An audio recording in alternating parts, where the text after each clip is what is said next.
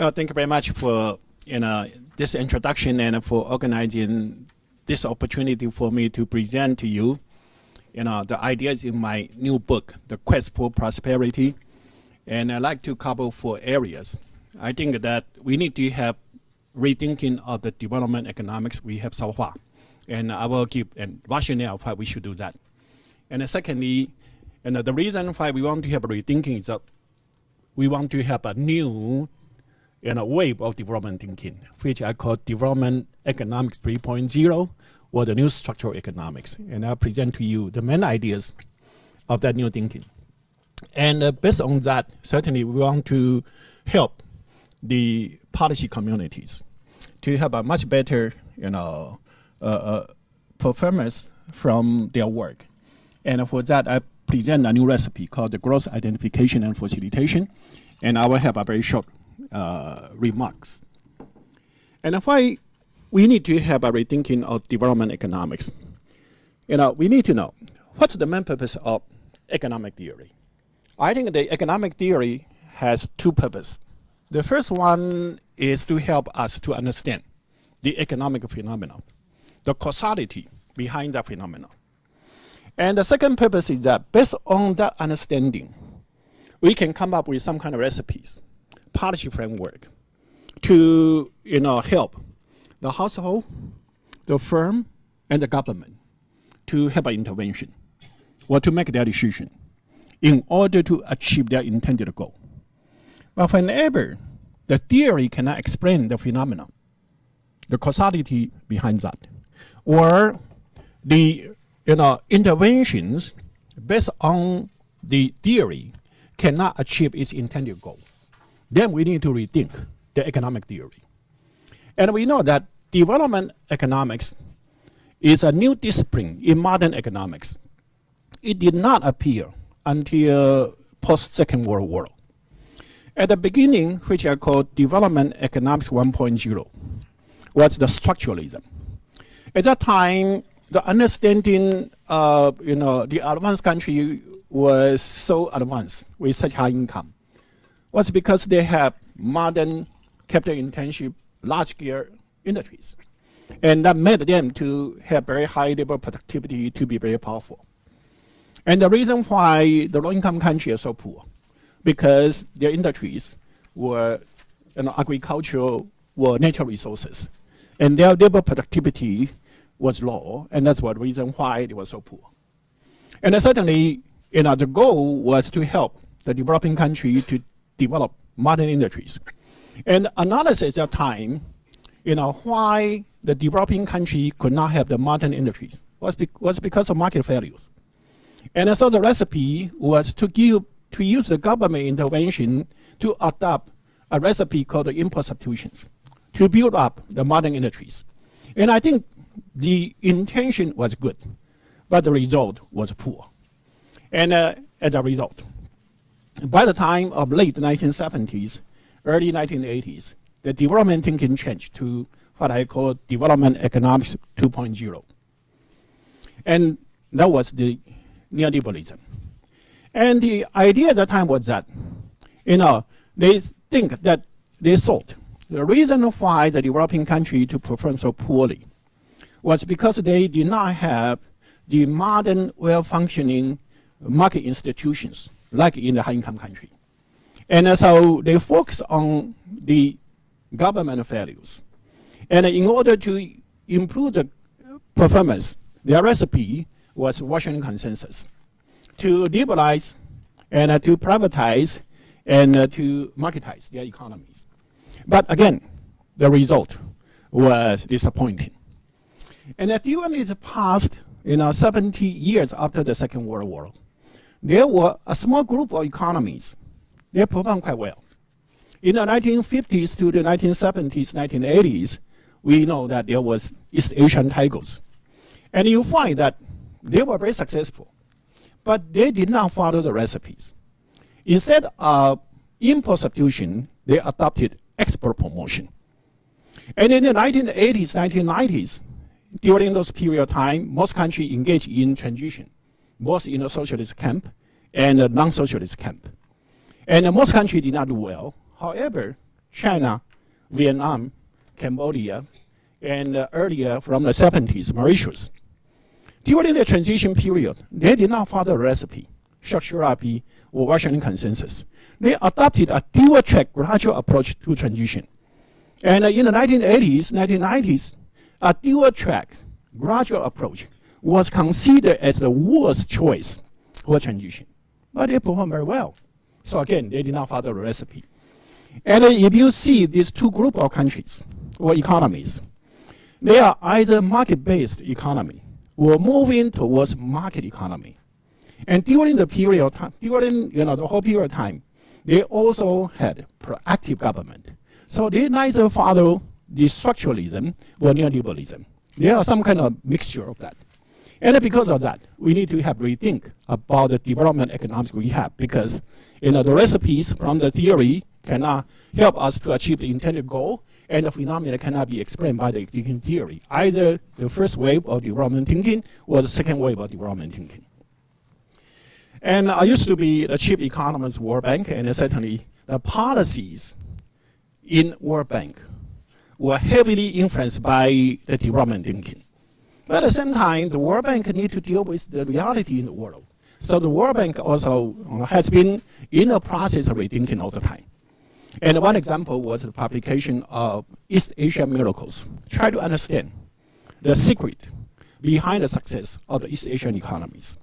And their finding at that time was, well, East Asian economy adopted export promotion instead of import substitution.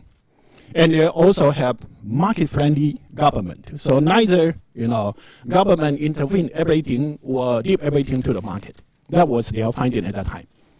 And the newest one was in 2008, the Growth Commission report. And we know that since the Second World War, there were 13 economies in the world. They achieved 7% or more growth rate continuously for 25 or more years. And this Growth Commission, headed by Michael Spence, they identify 5 common characteristics of those 13 economies. The first one, they were all open economies. And they tap into the potential of advantage of backwardness in their technological adoption or industrial grading. That's the first characteristics. And the second characteristics is that they all had macro stability without much fluctuation in their economy or crises. And the third one, that they all had high rate of savings or high rate of investment. The first one, that they all rely on market mechanism in the resource allocation. And the last one, they all have committed, capable, and proactive government. Those are the 5 characteristics of these 13 economies. But Michael Spence said that these 5 characteristics are the ingredients of success, not the recipe of the success. And my question is that, if there's no recipes, how can the government follow? For example, if I travel to Africa as the chief economist of World Bank, and the president asks me, how can you help me? I can say, I have some ingredient, but I have no recipes. Then he will not be able to follow, right? So we need to have some kind of recipe. Okay. And this is what I want to do with the new structural economics. And when we try to find out the new recipe, I advocate we should go back to Adam Smith. But when I say we should go back to Adam Smith, I do not mean we should go back to the wealth of the nation. Because the wealth of the nation was the findings of Adam Smith's research at his time. That was in the 18th century. And the world in the 18th century was quite different from the world after the 18th century. But we should go back to the methodology adopted by Adam Smith. That is the full title of the wealth of nation, an inquiry into the nature and the causes of the wealth of the nation. And we want to find out what was the reason for the success and the failure, or why the West, becomes so rich. We need to understand the nature and the causes of those kind of modern growth. And why we need to know those kind of nature of modern growth? Because we know that sustained income growth in the West was a phenomenon that did not appear after Adam Smith published his book. That was after the Industrial Revolution. And we know that Adam Smith published his book in 1776. And he used a year to write that book. So he started the project in 1768. But industrial revolution did not occur until about 1760, right? So Adam Smith did not find that. And we know that after the 18th century, the rate of growth in the West accelerated from average about 0.05% per year to 1% per year, then to 2% per year. And the possibility for that was industrial revolution and introduced a whole series of new technology, acceleration of technological changes, and also the acceleration of the structural transformation from agriculture to manufacturing sectors, and then move up the industrial ladders, and then to service sector, all those kind of things. And during this period of time, the hard infrastructure like power facilities, port facilities improve a lot, and social institution, financial institution, legal institution, all changes to reduce the transaction costs for those kind of production. And that was the nature of the modern economic growth. And if we want to find out new growth recipes, we need to understand what determines this kind of structure and its evolution. And the new structural economics try to provide those kind of understanding. Let me say why I call this new structural economics. Well, it's an application to the studies of the determinants of economic structure and its evolution in the process of economic development in modern time.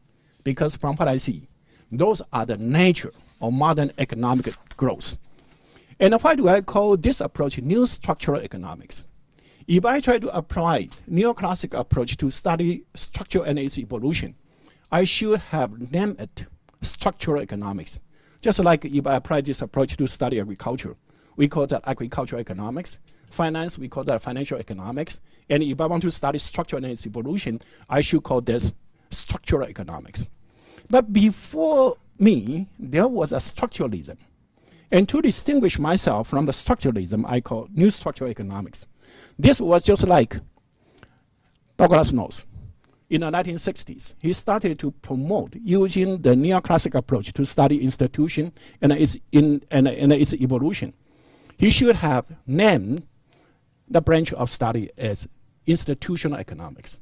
But because there was an institutional school in the US at the turn of the 20th centuries.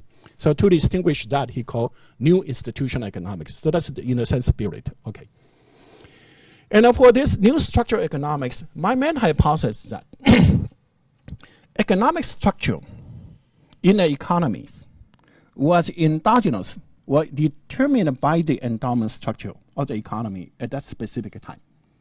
And for economists, we know that endowments will refer to the availability of capital, natural resources, and labor force at any specific time.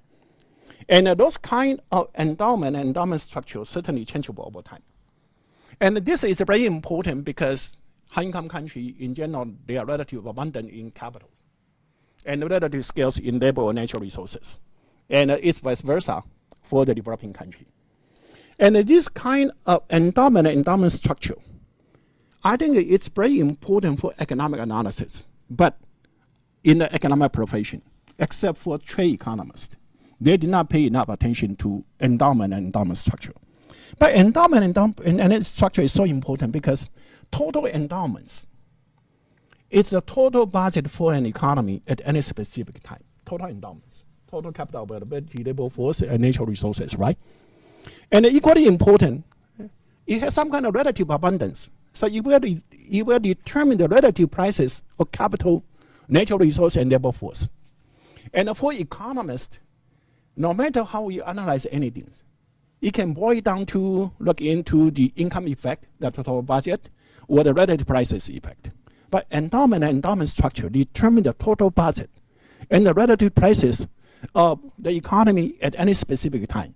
But I like to say, regrettably, economic profession did not pay enough attention to its implication. But here I like to say, the endowment structure determine the competitive advantages of an economy at any specific time.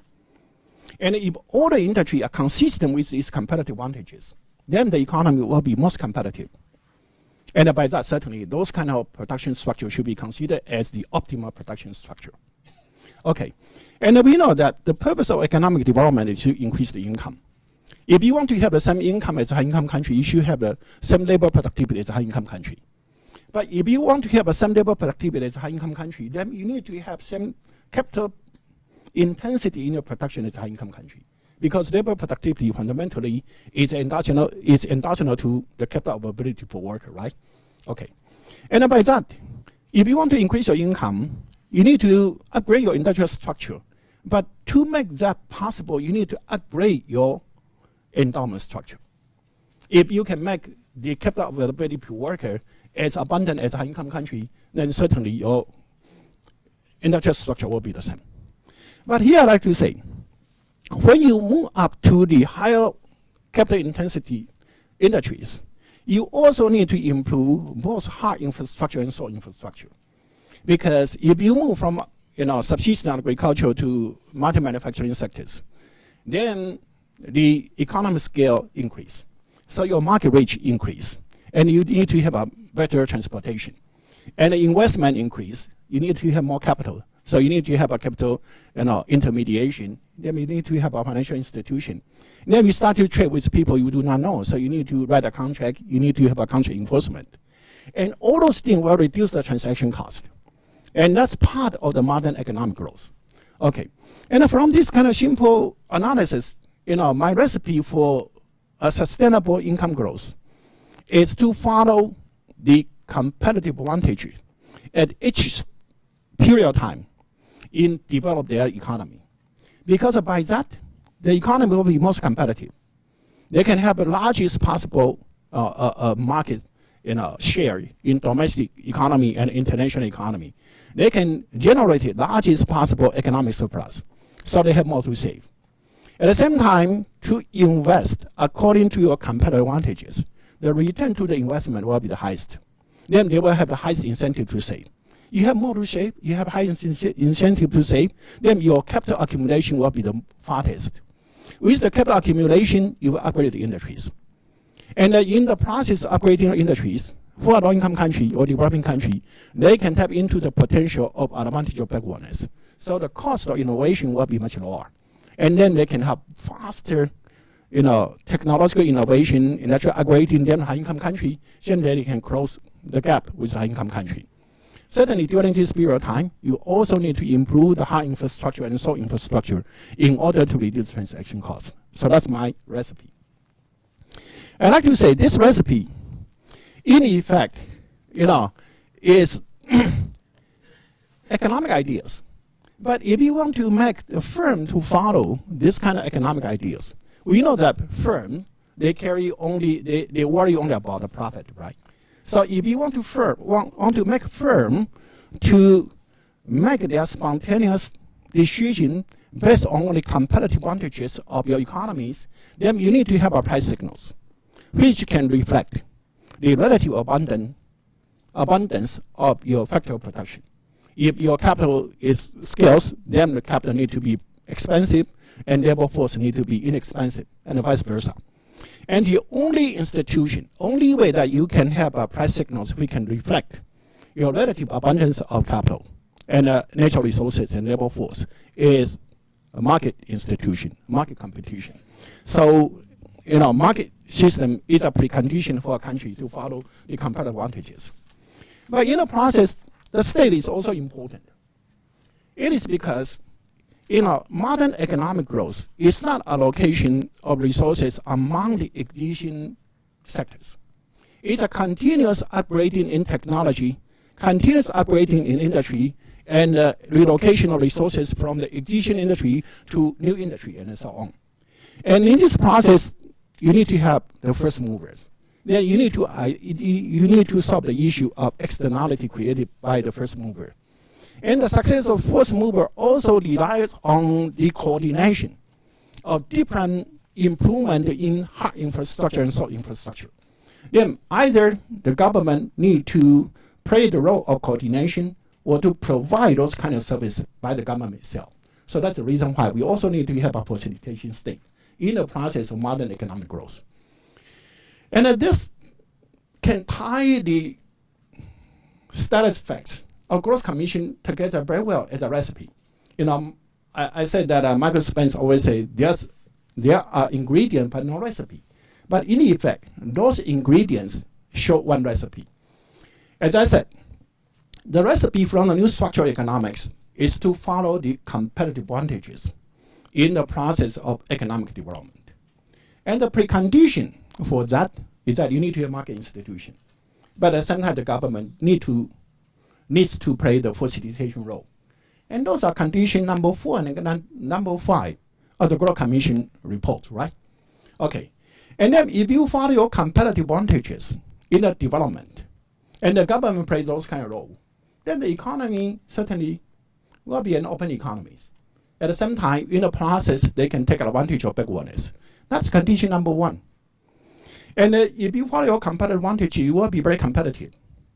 At the same time, if you encounter some kind of external shock, the country will be in a much better position to have a counter-cyclical intervention.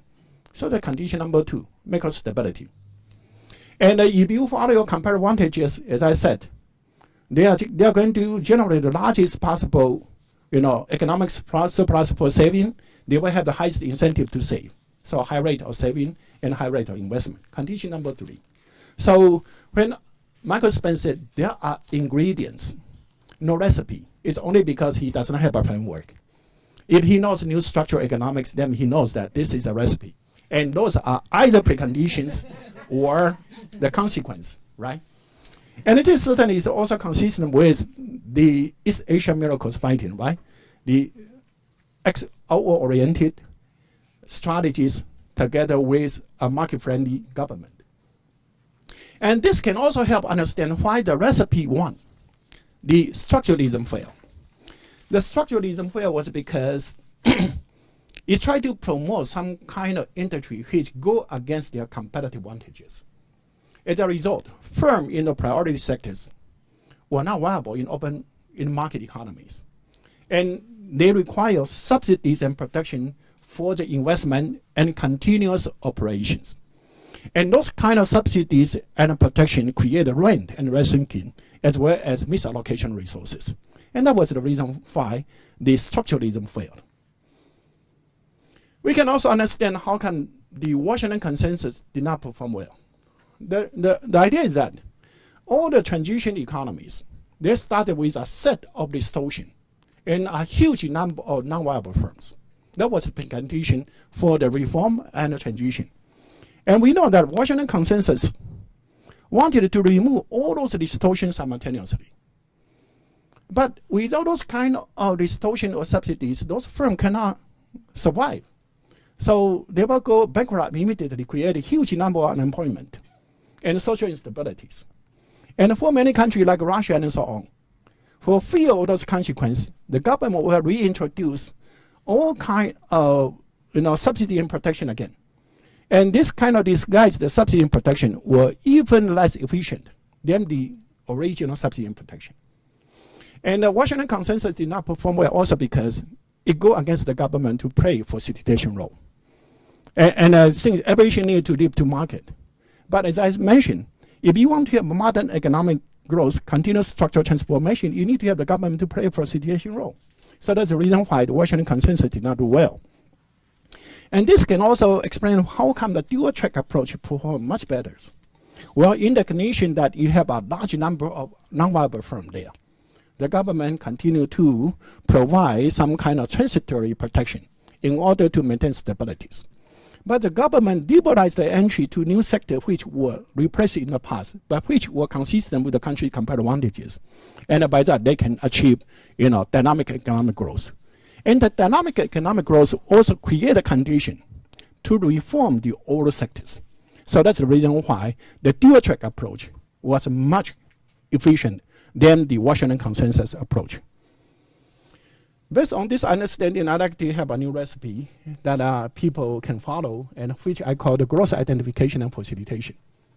And from the analysis, I mentioned the government should play the facilitation role. And I would like to argue industrial policy is an instrument can help the government to do that, and it's necessary and desirable. The main reason is that the content of coordination for different sectors can be different. If the government has unlimited resources and capacity, then e.g. you provide everything for every industries. But unfortunately, the government is limited with its capacity and resources. So the government need to use those kind of resources strategically. And industrial policy can be a framework to tie those goals and instrument together. But certainly, historically, we find the successful country, the government always had industrial policy and successfully. And high-income countries today continue to have industrial policy because they also have limited resources. For example, their support of basic research. They need to identify what type of industry they want to support and what type of project which may be more conducive to the technological innovation and industrial development. And that means the high-income country, they continue to play the industrial policy. They continue to have this kind of strategic intervention. But the trouble is that most developing countries, their industrial policy failed in the past. And as a result, industrial policy became a taboo.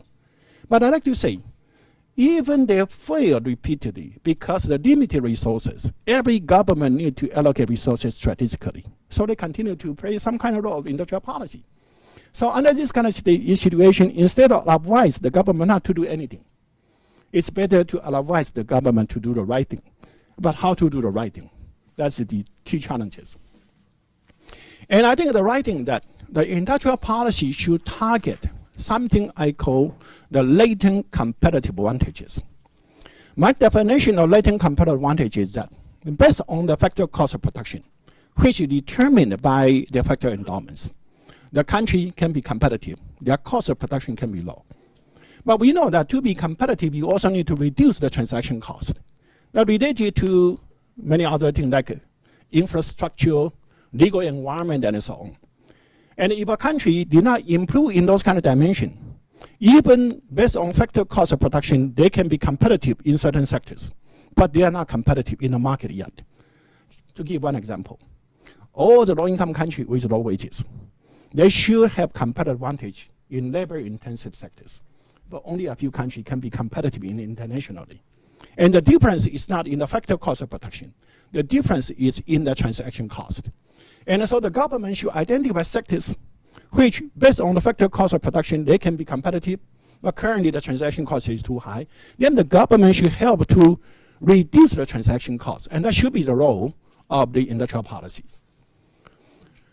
But how to do that?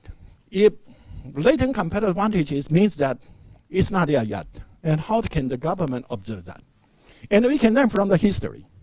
Historically, all the successful countries, in general, their industrial policy try to help their private sectors to upgrade to industries, which in country, their per capita income is not too far away from them. Just like Britain in the 16th and 17th century, when Britain wanted to catch up Netherlands in the wool textile industry. At that time, the Britain's per capita income was already 70% of the Netherlands' per capita income. So you can see the stage of development is not too far away. And I have a whole bunch of historical experiences to support that. And if you look into the unsuccessful country, in general, they are too ambitious. Their per capita income was 10%, sometimes even 5% of the reference country they wanted to catch up. And as a result, those kind of differences in per capita income indicate the difference in the factor endowments, right?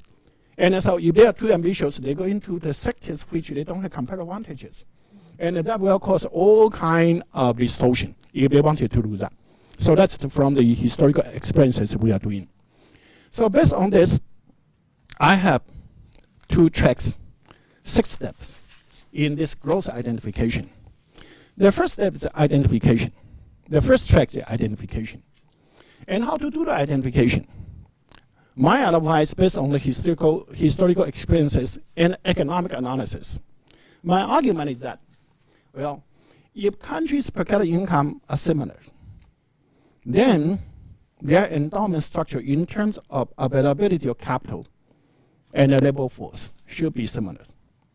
And if it's natural resources, it's, certainly you need to look into the natural resources. But in the manufacturing sectors, actually, the most important thing is the relative abundance of capital and labor force. Okay. And if you look into the countries which are growing dynamically in the past 20 or 30 years, if they are growing dynamically in the past 20 or 30 years, then most industry in this country should be consistent with their competitive advantages. Otherwise, they cannot grow in dynamically for 20 or 30 years. And if their per capita income is about 100%, at the most 200% higher than yours, then what? Your competitive advantages are not too far from them.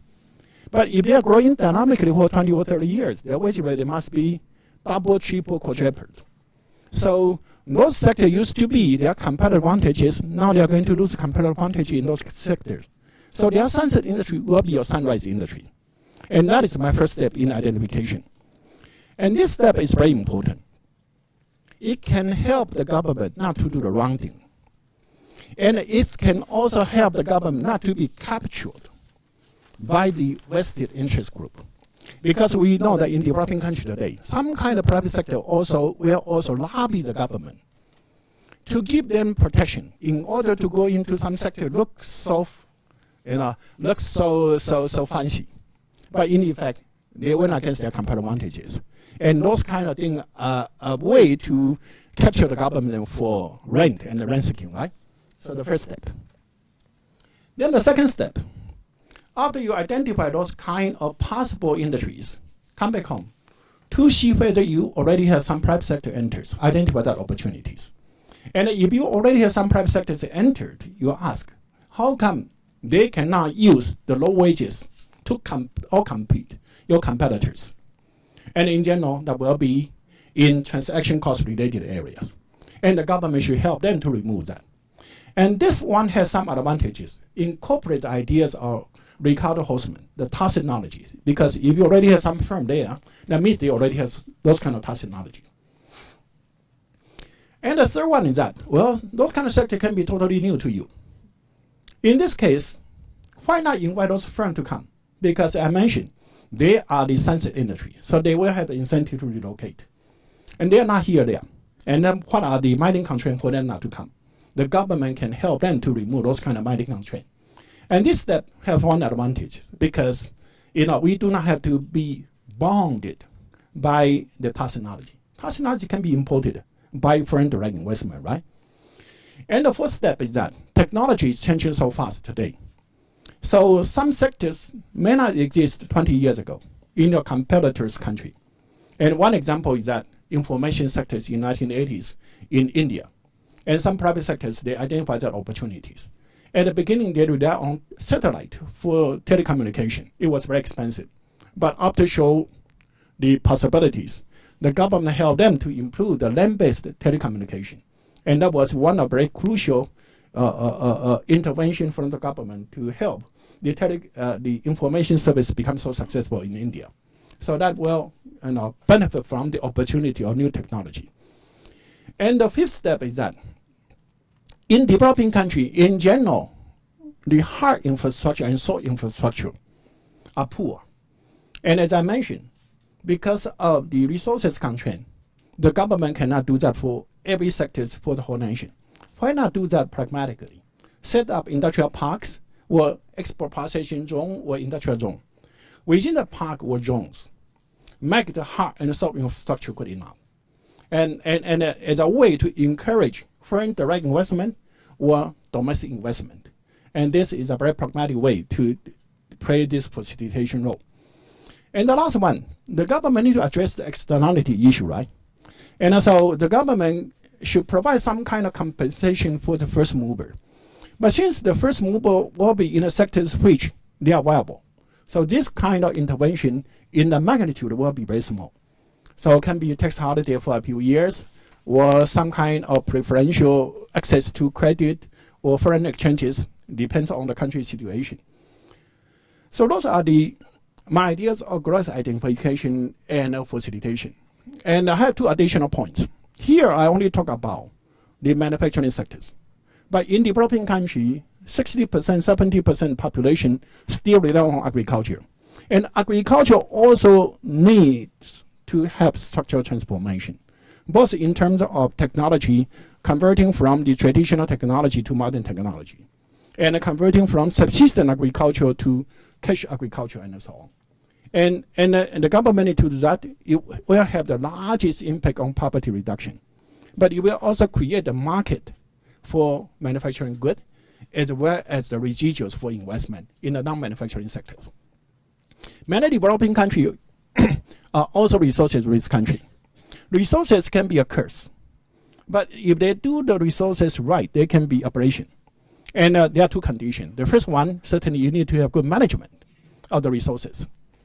And secondly, they should use the resources rent as a way to facilitate the diversification from resources sector to non-resources sectors. If they can do that, then it will be operation. So let me conclude. I'm strongly convinced every developing country has the opportunity to grow at 8% or more continuously for 20, 30, 40 years, and to transform their country from a low income to middle income or even to high income status within 1 or 2 generations. But the precondition is that they need to have a facilitation state to help the private sectors to enter into their industry according to their competitive advantages, and also to benefit from the advantage of backwardness. If they can do that, every country can get rid of poverty within 1 generation, or become middle high income country in 2 generations. But to do that, first, we need to change our mindset, our mindset. In the past, the development economics in general used the high income country as reference to look into what the high income country had and developing country did not have, or to look into what the high income country could do relatively well and the developing country could not do well, and advise the developing country to follow the image of the high income country. And as I argue, development economics 1.0, development economics 2.0 are all in the spirit and all failed. And now I'd like to promote 180% degree difference. Look into what the developing country can do well based on what they have now, and the role of the government and the international communities is to help the country to scale up what they can do well based on what they have. If they can do that, then every country can achieve this 8% or more growth rate continuously for 1 generation and 2 generations. Maybe by that, we can have a world without poverty. We can have a world of self-prosperity. And I put my ideas in 2 recent books. One is New Structural Economics, and it was published when I was still at the World Bank. And it can be downloaded freely, so it's free. Okay. And the second one is the book I just talked about, The Quest for Prosperity. And it was published by Princeton University in September. Thank you.